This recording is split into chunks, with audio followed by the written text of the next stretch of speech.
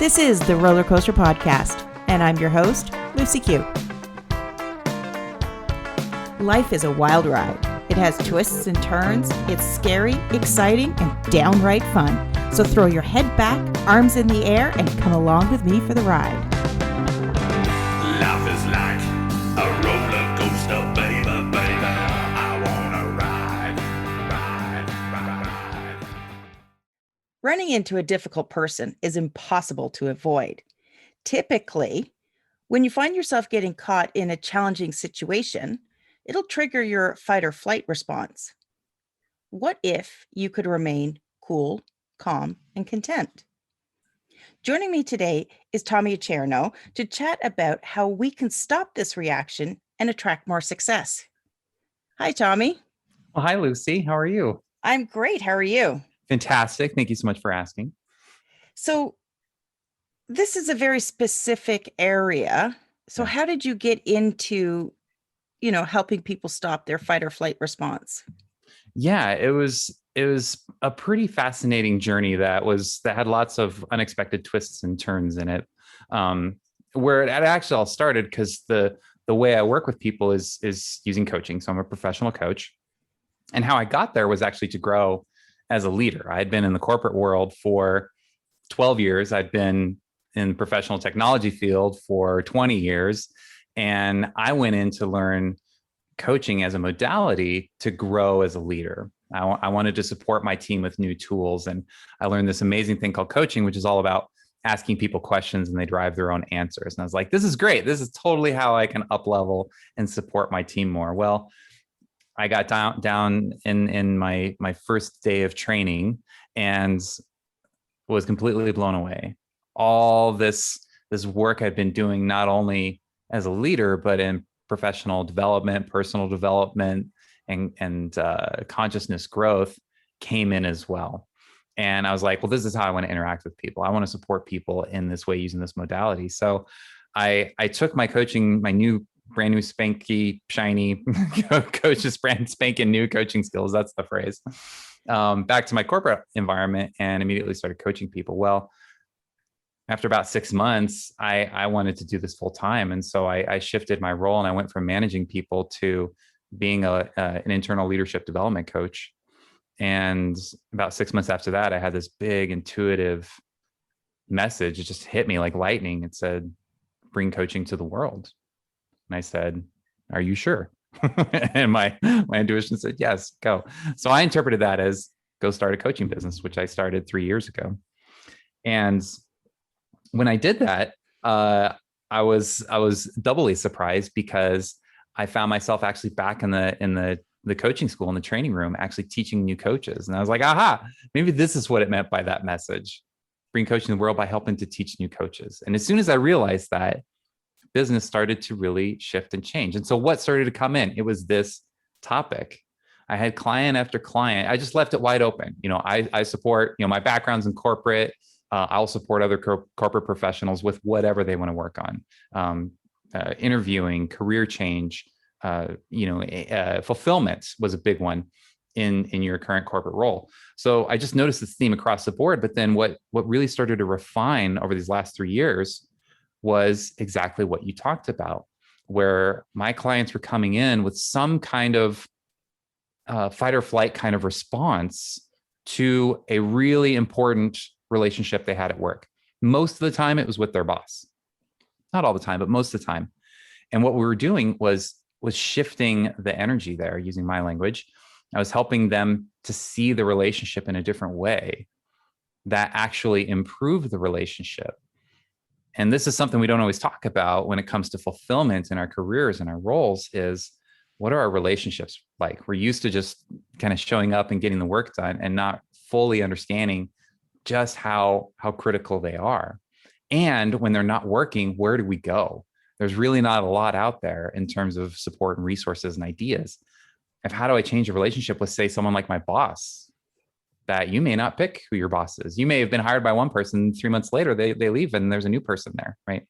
And so being able to really improve that relationship, like you said, help my clients show up more calm, cool, content, enthusiastic, passionate, started to transform not only their sense of fulfillment in their role, but their relationships as well actually started to be influenced positively and start to change.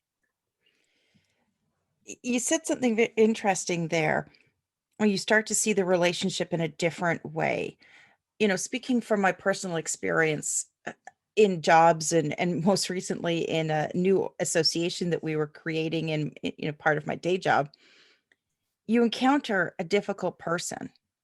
And no matter which way you try and deal with the situation or manage the situation, they keep behaving the same way. So, how do you see them in a different way? Because they don't always, you could be bending over backwards for them and they continue to be difficult and challenging. And then you just get to a point where you're just all they have to do is show up or look at you and you're just like you said, you're either going to explode with anger or you're just going to hightail it out there. Yeah, yeah, totally. And this is exactly it. We try to do things like bend over backwards. We try to over deliver. We try to serve more. And what happens? We get drained. We get burned out. And why would we do that? Well, the reason is we're trying to change the other person. Or like the way that this boss, the way that this difficult person is seeing me right now is not working. How can I change them? Oh, I know. I can try to over deliver. I can try to just bite my tongue. I can try to just stay calm, even though I'm fuming on the inside. And even though it seems like a very internal reaction, it's not. We're actually trying, the focus is trying to, how do I change the outside? How do I change others? That becomes our focus so that I can feel better. But what I do is the opposite. How do I change myself in a way that actually positively influences another person? So let's go back to what the fight and flight response actually is and where it comes from. Yeah, absolutely. And so it shows up in a lot of different ways. And that's a term that a lot of us are familiar with, especially in nature, right? And what I mean by that, especially flight, can be a little confusing. Like you said, hightail it out of there. Well, sometimes we can't. It's like, I'm stuck on the Zoom call, or maybe you're back in the office now, and you're like, you're in this conference room, and I can't just turn around and leave. So flight is really anytime we're avoiding something. How often do you get an email from this difficult person and you let it just sit in the inbox? Back in the day, we used to call that the marination station, right? You're letting the email just marinate in the inbox, hoping that maybe it goes away. It could be as subtle as that. That's actually flight because it's avoidance. You're avoiding I don't want to engage it. You're avoiding it. You can literally avoid the person. If you're in the office right now, avoid walking by their desk. What else can I do to avoid interacting with this person? How can I not go to this meeting? How many of us cancel a meeting, say we're not feeling well? And that's not entirely the truth, to avoid an interaction with this person. So anytime we're avoiding, that is a flight response to the relationship. Now, fight can be equally as subtle. You could have a fight response, which means I am fuming mad. I am so triggered by this person, but I'm still going to bite my tongue and just deal with it. That's still a fight response because you can feel that energy inside. No one can argue that there's not some kind of that fuming energy inside. That's still that fight response. You don't necessarily have to verbally explode and start yelling or something like that for it to be a fight response, though that can certainly happen as well. I know I've totally lost my temper way back in the day before I'd done a lot of work. And in a meeting, and it just feels terrible, and that's just what came out. And then after that, it was a little more of like a subtle, but there's a spectrum there, if that makes sense, of how we're either avoiding or we're just defying, we're resisting, we're pushing and wishing as hard as we can on the inside. Yeah, and the one that I've been guilty of is that you get complacent. Yes. Where you're just like, sure, whatever. Okay. If that's what you want, no problem. Okay. Because all you want to do is you want to end the conversation. You just want to get the person away. I'm done. I don't want to deal with you anymore. And the fight or flight response is very primal. Yeah. it's one of those things that it's there. I mean, it was there for a reason, but it doesn't necessarily serve us anymore. So, what are some of the principles, or how do you teach somebody to start seeing that relationship in a different way? Yeah, absolutely. And even to your comment, which I think is really, really important, there is a primal aspect to this. There when we're fighting or flighting from anything, we usually do that to protect something. Either like our values is usually a big one, something that we hold very important, very dear to us, like any of our values. It could be integrity, it could be honesty, it could be punctuality. Like our values can span a big spectrum. And our fight or flight response is usually in response or reaction to some kind of value either being threatened or challenged or taken away. The other big piece, and this is what I really support people with, is, well, what am I telling myself? Am I telling myself that I'm not a good enough employee? Am I telling myself that I'm not a good enough communicator? And you don't have to literally think those words. But if this difficult person triggers a thought like that you're not good enough in some way, it feels so bad sometimes. And we blame that person so much that we want to fight against that or want to avoid that, because I don't want to feel that anymore.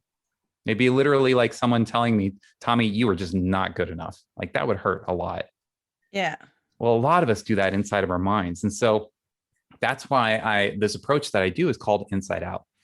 And the way I support people is working there from the inside out, because believe it or not, a lot of your relationships are very influenced by your relationship with yourself.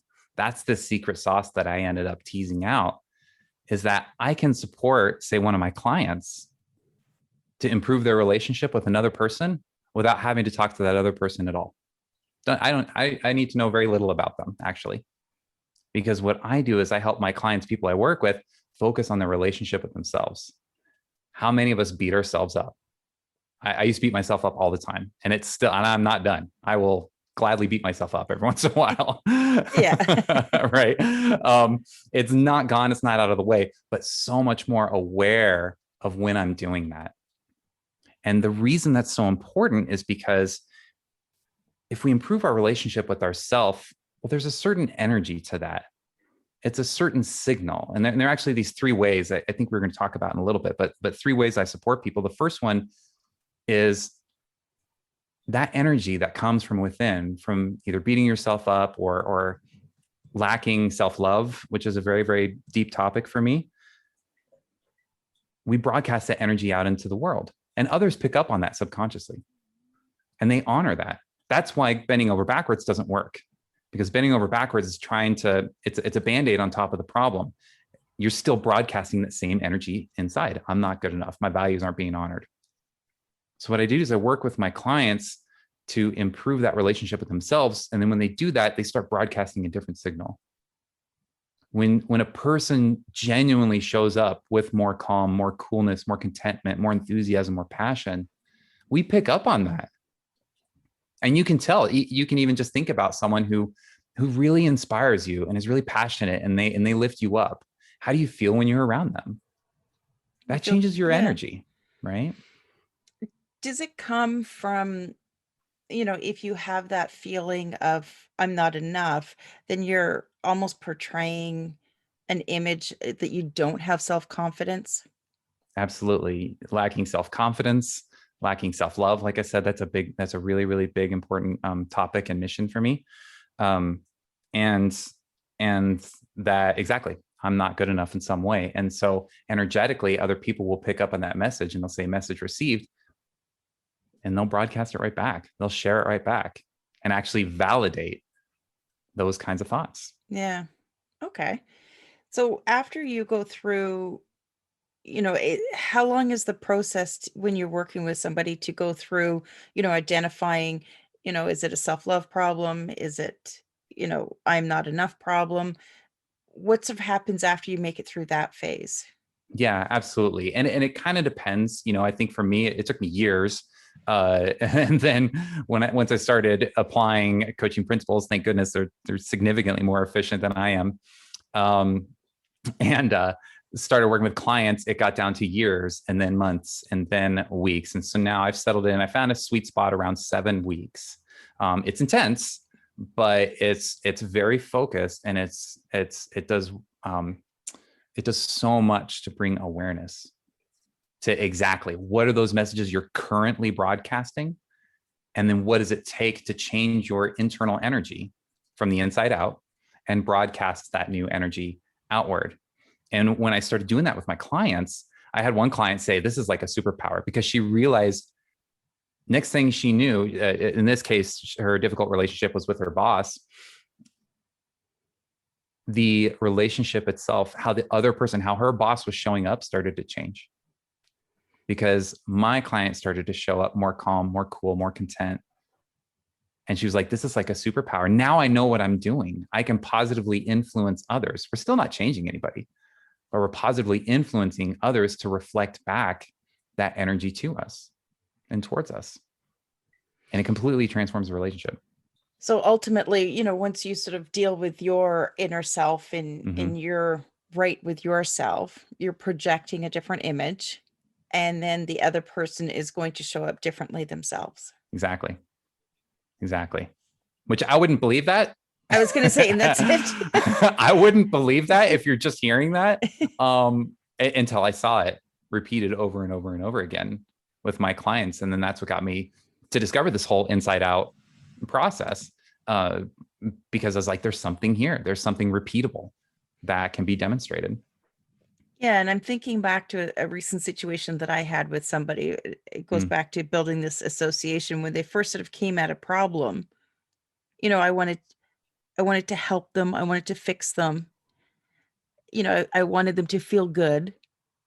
But now I'm sort of wondering, what should have been because, I tried this approach, it didn't work. I tried that approach, it didn't work. And then I came from over here and I was exhausted because it didn't make a difference what I did. This person still kept being disruptive and creating challenging situations with multiple people in the group.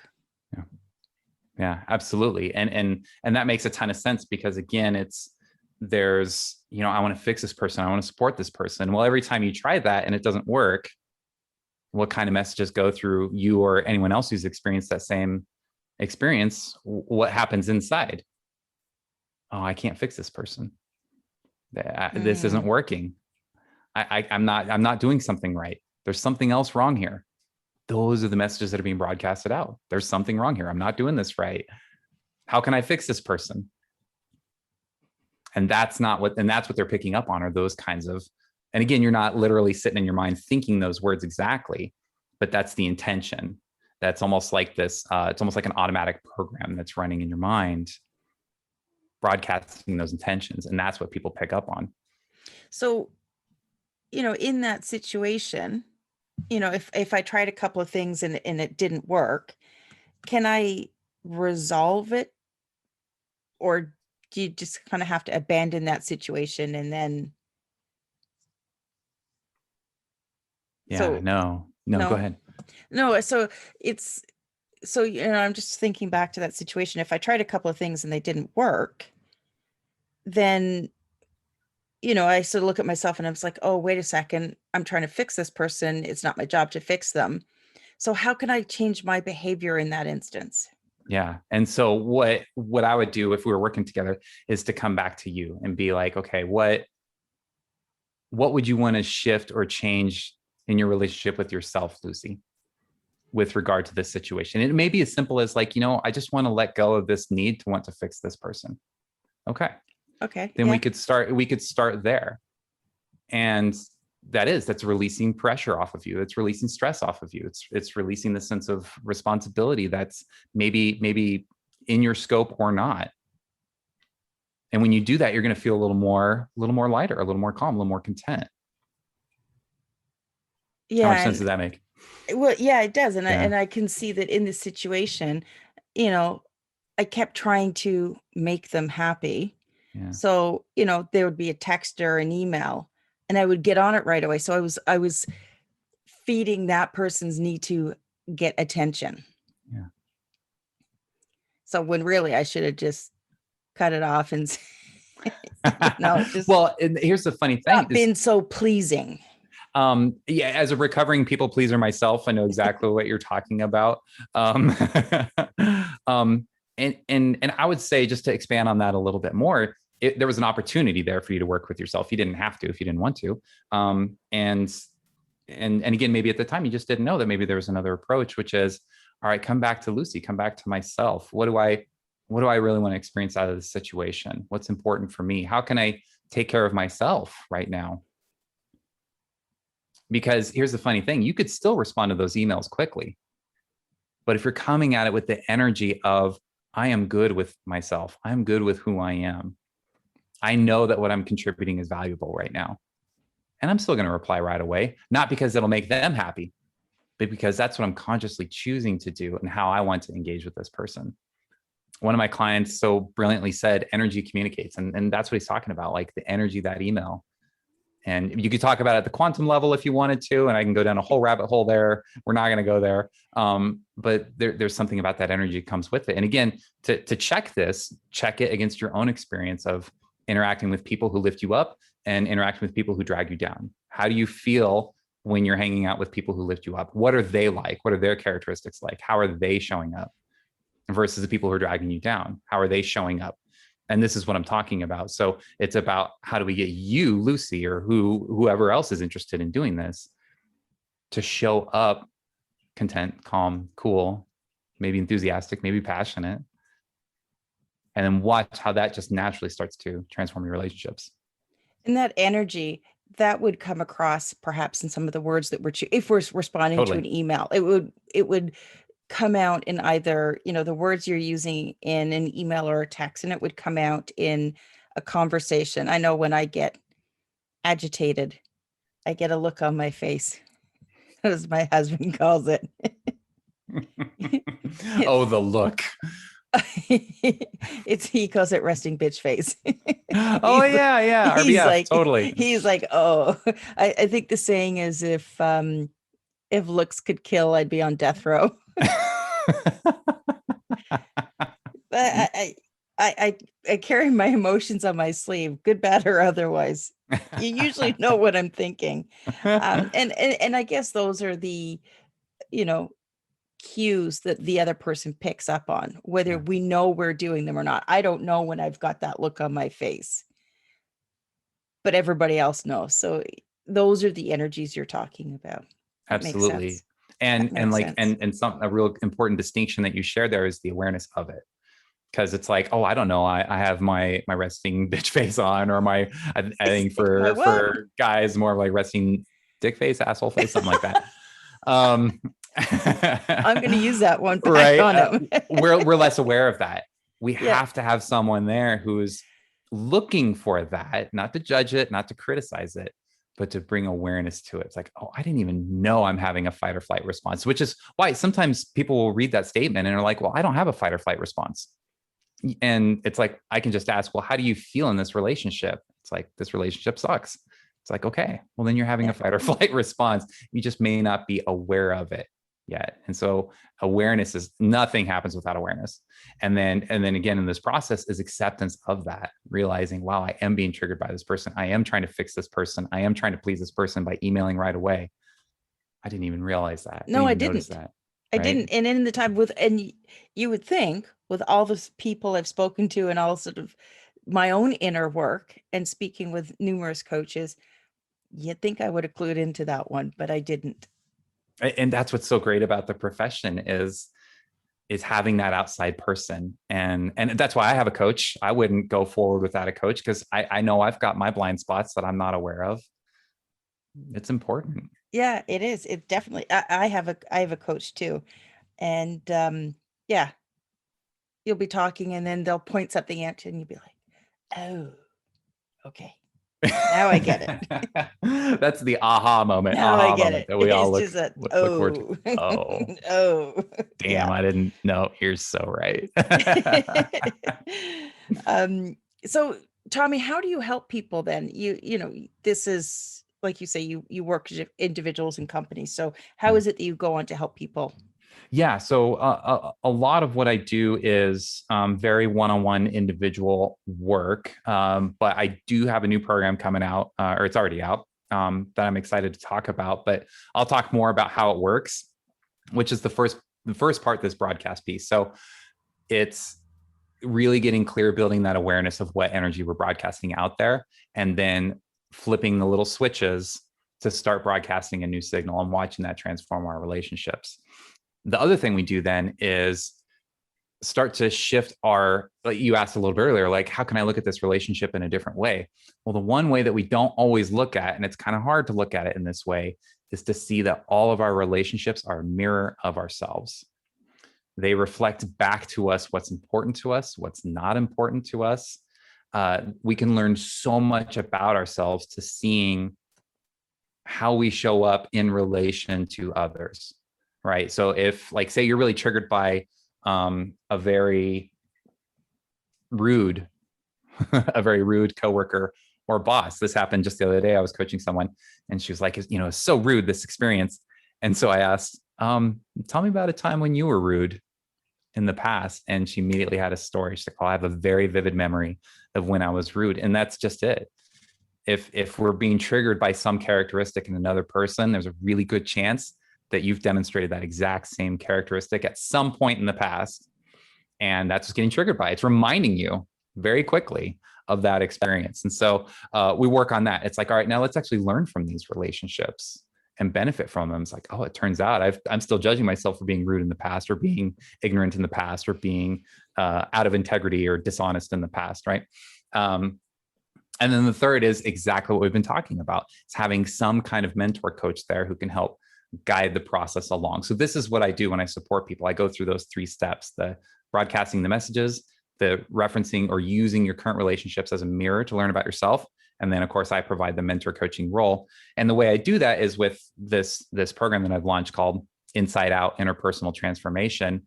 And it's a 7-week group coaching program. So we're going together with a small group of people in a group, 7 weeks, where it's a blend of teaching. So I'm a teacher and facilitator and trainer. So I love to teach as well as use coaching, as well as use mentoring from my experience. And so we work through what we need to learn and understand in order to start to transform from the inside out. And then working together as a group, what's amazing is that how often it is so many of us are going through the same thing. Because this particular topic, working with difficult relationships, a lot of times feels very isolating and very much like a siloed experience. Even if other people are triggered by the same person, and you may talk about it with them, but it's really personal. It's really personal to you, how you experience your relationship with a difficult person. And so seeing that others truly have that kind of experience is very, very supportive. We don't feel as alone anymore. So that's why I want this to be a group coaching program where we're going and working together.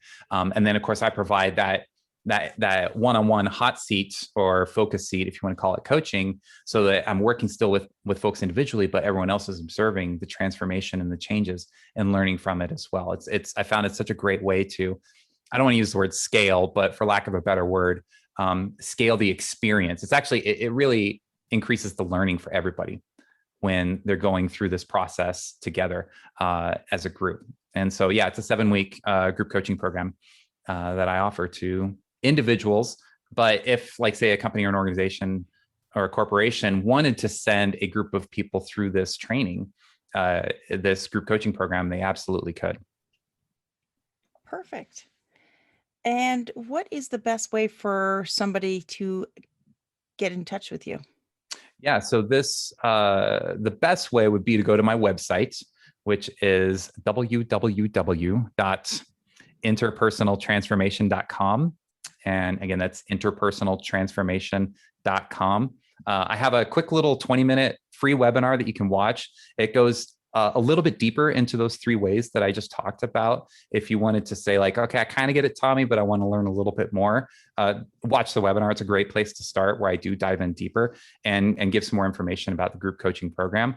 And if after you watch that webinar, you check out the website, I have a place on there to schedule a time to talk with me directly.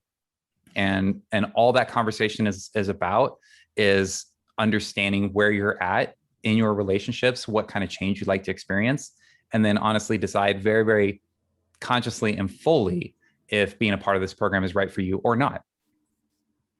Perfect. Well, I will make sure that all of those links and the webinar link is in the show notes. Thank you so much for joining me today, Tommy, and for giving me an aha moment. My pleasure, Lucy. Thank you so much for creating time and space for us to chat. It's such a joy to work with you today.